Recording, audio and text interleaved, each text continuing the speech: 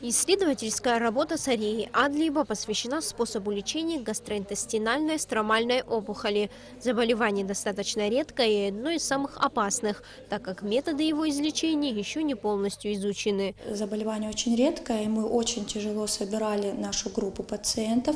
Эти пациенты из Москвы, из Подольской области, то есть мы искали также и в Абхазии таких пациентов, и искали пациентов в городе Ростове.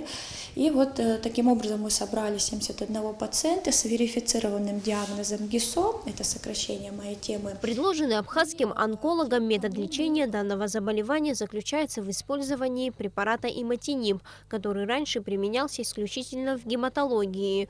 Для начала препарат предлагается пациенту и проверяется, как он накапливается в крови в течение месяца. От того, как накопился наш препарат в крови, мы уже выбирали дальнейшую тактику лечения. Если он хорошо накопился, достиг определенного уровня, то мы ожидали клинический эффект. То есть у тех пациентов, у которых были метастатические очаги, возможно исчезновение метастатических очагов.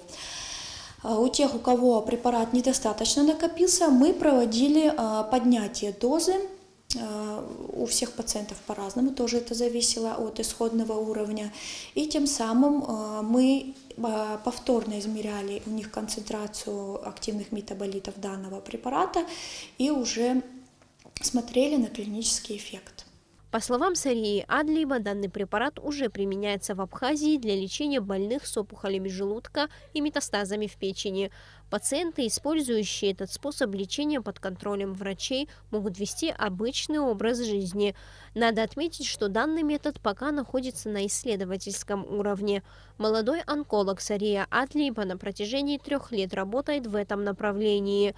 Она убеждена, что применение препарата иматиниб для лечения гастроинтестинальной стромальной опухоли в медицине необходимо. Наш метод, почему он так интересен пациентам, вернее нашим профессорам, потому что когда мы не просто даем препарат, а еще и исследуем его в крови, и таким образом мы можем не переходить на новый препарат, а хотелось бы рассказать о том, что для лечения данной группы пациентов, кроме данного препарата, есть еще другие препараты, но они не показывают большую клиническую эффективность. То, что пока, к сожалению, нам очень обидно. Насчет моего метода хотелось бы тоже рассказать, что в данный момент времени мы хорошо оснащены, и у нас есть все методы диспансерного наблюдения, все методы диагностики, которые мы можем здесь проводить.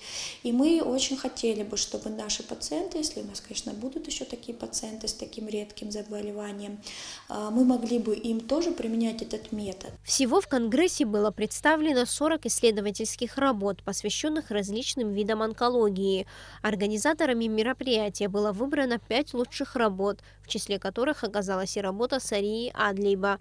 По словам молодого врача, к ее исследованию был проявлен достаточно большой интерес. Доктора наук и профессоры отмечали, что метод эффективный и необходимый в медицинской практике. Зария Смыр, Ильдар Дамиров, Абхазское телевидение.